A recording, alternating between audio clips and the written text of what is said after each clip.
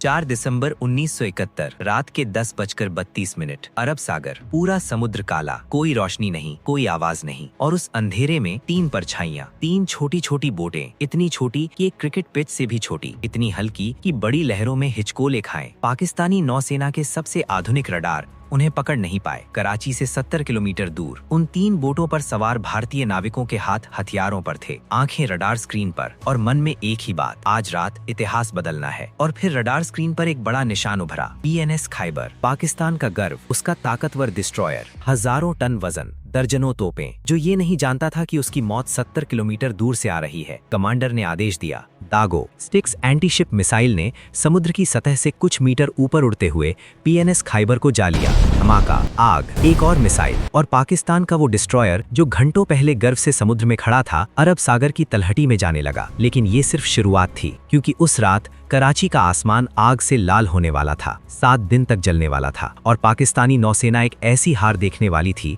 जो उसने कभी सोची भी नहीं थी। ये है ऑपरेशन ट्राइडेंट की कहानी। पहले समझते हैं ये नौबत आई कैसे। 1971, पूरा साल आग में था। पूर्वी पाकिस्तान में पाकिस्तानी सेना ने ऑपरेशन सर्च लाइट के नाम पर बंगाली आबादी पर भीषण अत्याचार शुरू किए। लाखों लोग मारे गए। 1 करोड़ से ज्यादा शरणार्थी भारत की सीमाओं में घुस रहे थे। इंदिरा गांधी पर दबाव था दुनिया भर में। अमेरिका ने भारत को धमकी दी, अपना सबसे बड़ा aircraft carrier USS enterprise Hind महासागर में भेज दिया। निक्सन और किसिंजर पाकिस्तान के साथ थे, लेकिन इंदिरा गांधी नहीं डरी। उन्होंने सोवियत यूनियन के साथ एक ऐतिहासिक संधि की। अब अगर कोई भारत पर हमला करे, सोवियत यूनियन भी इस युद्ध में होगा। अमेरिका रुक गया, और फिर 3 दिसंबर 1971 को पाकिस्तान ने खुद गलती की। पाकिस्तानी वायुसेना ने भारत के 11 हवाई अड्डों पर बमबारी की। अमृतसर, आगरा, अंबाला। पाकिस्तान का इरादा था भारतीय वायुसेना को पहले तबाह कर। ये ऐतिहासिक गलती थी, क्योंकि इसी रात भारत ने युद्ध की घोषणा की, और उसी रात भारतीय नौसेना को वो आदेश मिला जिसका इंतजार था, कराची को तबाह करो। अब सोचिए, कराची पर हमला क्यों? कराची पाकिस्तान की जीवन रेखा थी। उस जमाने में देश की 60% अर्थव्यवस्था कराची से चलती थी। पाकिस्तानी नौसेना का मुख्यालय कराची में था। पाकिस्तानी सेना और नौसेना का ईंधन केमारी ऑयल स्टोरेज फैसिलिटी में। अगर कराची जले तो पाकिस्तान की लड़ने की ताकत आधी हो जाए। लेकिन कराची पर हमला करना इतना आसान नहीं था। वहाँ पाकिस्तान के बड़े जंगी जहाज थे, पनडुब्बियां थीं, तटीय सुरक्षा थी। अगर भारत ने कोई बड़ा जंगी जहाज भेजा, वो डिटेक्ट हो जाता, तबाह हो जाता। तो फिर यहाँ एक इंसान ने वो सोचा जो किसी ने नहीं सोचा था। उस इंसान का नाम था कमांडर बबरू भान यादव। उनका तर्क था, बड़े जहाज नहीं भेजेंगे, छोटी मिसाइल बोट्स भेजेंगे, विद्युत क्लास मिसाइल बोट्स। हर बोट की लंबाई सिर्फ 39 मीटर, वजन 245 टन, इतनी छोटी कि राडार पकड़ ना पाए। लेकिन इन पर लगी थी Soviet sticks anti ship missiles. यही थी असली ताकत। स्टिक्स मिसाइल की रेंज थी 70-80 किलोमीटर, यानी दुश्मन के पास जाने की जरूरत नहीं, दूर से निशाना। और सबसे बड़ी बात, ये मिसाइल समुद्र की सतह से महज कुछ मीटर ऊपर उड़ती थी। उस जमाने के राडार सिस्टम्स इसे पकड़ नहीं पाते थे। पाकिस्तान को इस हथियार के बारे में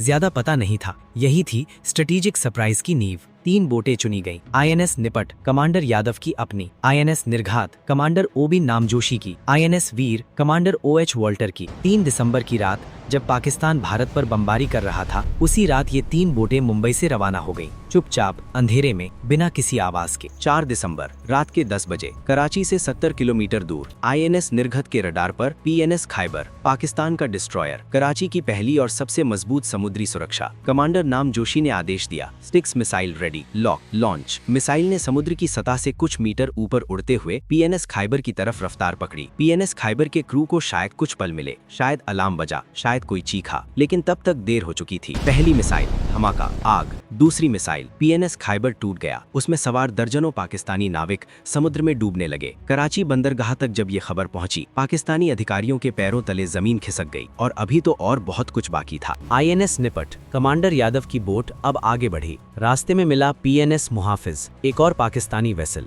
स्टिक्स मिसाइल, PNS मुहाफिज डूब गया, और फिर आया असली निशाना, कियामरी, कराची का तेल भंडार, हजारों टन क्रूड ऑयल, पाकिस्तानी सेना और नौसेना का ईंधन। मिसाइल दागी गई। जो हुआ अगले कुछ मिनटों में, वो कराची के लोग कभी नहीं भूले। एक तेल का टैंकर जला, फिर दूसरा, फिर तीसरा। आग एक से दूसरे में फैलती गई। लपटें इतनी ऊंची थीं कि सैकड़ों किलोमीटर दूर समुद्र में जहाजों के नाविक उन्हें देख सकते थे। कराची का आसमान नारंगी और लाल, और ये आग बुझी नहीं। 1 दिन, 2 दिन, 3 दिन, 7 दिन, 7 दिन तक कराची का तेल भंडार जलता रहा। उस एक रात में भारत ने पाकिस्तान का करीब 6 से 8 महीने का फ्यूल रिजर्व जला दिया था। लेकिन यहाँ एक बात है जो ऑनेस्टली बतानी जरूरी है। उस रात एक गलती भी हुई। एक जहाज जो रेडार पर दिखा उसे पाकिस्तानी वेसल समझकर निशाना बनाया गया। वो था MV वीनस चैलेंजर, एक न्यूट्रल देश का मर्चेंट वेसल। उसमें आग लगी, निर्दोष लोग हताहत हुए। भारत सरकार ने खेद जताया। युद्ध की यही सबसे बड़ी त्रासदी है, उसमें गलतियां होती हैं और उन गलतियों की कीमत निर्दोष लोग चुकाते हैं। इस सच को छुपाना, इस कहानी को अधूरा बनाना होगा। अब बात करते हैं उस पल की जब पाकिस्तानी नौसेना को पहली बार एहसास हुआ कि क्या हो रहा है। 4 दिसंबर की सुबह कराची में धुआं, आग, तबाही। पाकिस्तानी अधिकारियों ने पहला सवाल पूछा, ये कैसे हुआ? रात भर उनके राडार को कुछ नहीं दिखा था। उन्हें पता नहीं था कि भारत के पास स्टिक्स मिसाइल्स हैं। उन्हें यकीन था कि भारत कराची पर हमला करने की हिम्मत नहीं करेगा। यही ओवर कॉन्फिडेंस उनकी सबसे बड़ी कमजोरी बनी और घबराहट में पाकिस्तानी नौसेना ने वो फैसला किया जिसने पूरे युद्ध का रुख तय कर दिया। उन्होंने अपने सारे बड़े जंगी जहाज कराची बंदरगाह के अंदर वापस बुला लिए। PNS बाबर, PNS बद्र सब बंदरगाह में कैद। पूरे युद्ध में पाकिस्तानी नौसेना समुद्र में नहीं निकली। भारतीय नौसेना को अरब सागर में खुला मैदान मिल गया। लेकिन ऑपरेशन ट्राइडेंट यहाँ खत्म नहीं हुआ। 8-9 दिसंबर दूसरा हमला, INS विनाश, INS विद्युत, INS विजेता, एक नया स्क्वाड्रन कराची की तरफ। फिर वही अंधेरा, फिर वही रेडियो साइलेंस, फिर वही छुप कर आगे बढ़ना। इस बार भी पाकिस्तान को पता नहीं चला। मिसाइल्स दागी गईं। कराची का बचा हुआ तेल भंडार निशाने पर। जो आग 4 दिसंबर को लगी थी वो अभी जल ही रही थी। उसमें 9 दिसंबर को और आग जुड़ी। कराची दूसरी बार और पाकिस्तानी नौसेना दूसरी बार भी कुछ नहीं कर पाई। लेकिन इसी बीच एक ऐसा पल आया जो हर भारतीय को याद होना चाहिए। 9 दिसंबर 1971 INS खुखरी, भारतीय नौसेना का फ्रिगेट, कैप्टन महेंद्र नाथ मुल्ला की कमान में। पाकिस्तानी सबमरीन PNS हंगोर जो पानी के नीचे छुपी थी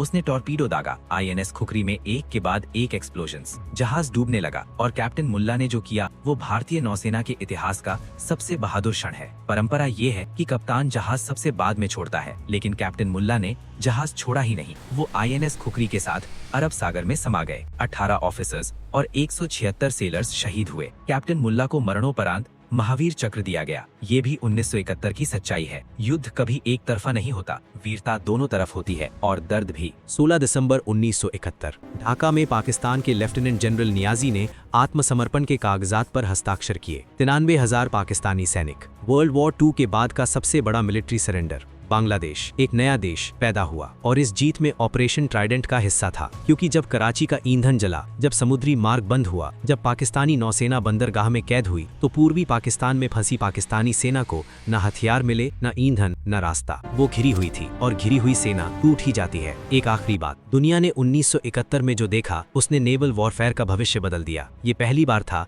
जब एंटी शिप मिसाइल्स का इतने बड़े पैमाने पर स्ट्रेटेजिक इस्तेमाल हुआ। नेटो देशों ने ध्यान दिया, US नेवी ने ध्यान दिया। सबने एक सबक लिया, फ्यूचर की नेवल बैटल्स बड़े जहाजों की तोपों से नहीं, मिसाइल से लड़ी जाएंगी। और 1982 में फॉकलैंड्स वॉर में जब अर्जेंटाइन नेवी ने एक्सोसेट मिसाइल से ब्रिटिश डिस्ट्रॉयर HMS शेफील्ड डुबोया, मिलिट्री हिस्टोरियंस ने कहा ये 1971 का दोहराव है। भारत ने उस रात दुनिया को नेवल वॉरफेयर का भविष्य दिखाया था। कमांडर बबरूभन यादव को मिला वीर चक्र, कमांडर नमजोशी को भी वीर चक्र, लेकिन उनके नाम ज्यादातर भारतीयों को आज भी नहीं पता। यही इस देश की एक दुखद सच्चाई है। जो ऊपर होते हैं उन्हें क्रेडिट मिलता है, जो जमीन पर लड़ते हैं वो अक्सर गुमनाम रह जाते हैं। इसीलिए हर 4 दिसंबर को नेवी डे मनाया जाता है। उन्हीं 3 बोटों की याद में, INS निपत, INS निर्घत, INS वीर। उन नाविकों की याद में जो उस रात अंधेरे समुद्र में बिना रोशनी के, बिना किसी गारंटी के आगे बढ़े, जो गए क्योंकि देश ने कहा था, जिन्होंने अंधेरे में जाकर उजाला किया और वो उजाला कराची के आसमान में 7 दिन तक जलता रहा। जय हिंद, जय भारतीय नौसेना।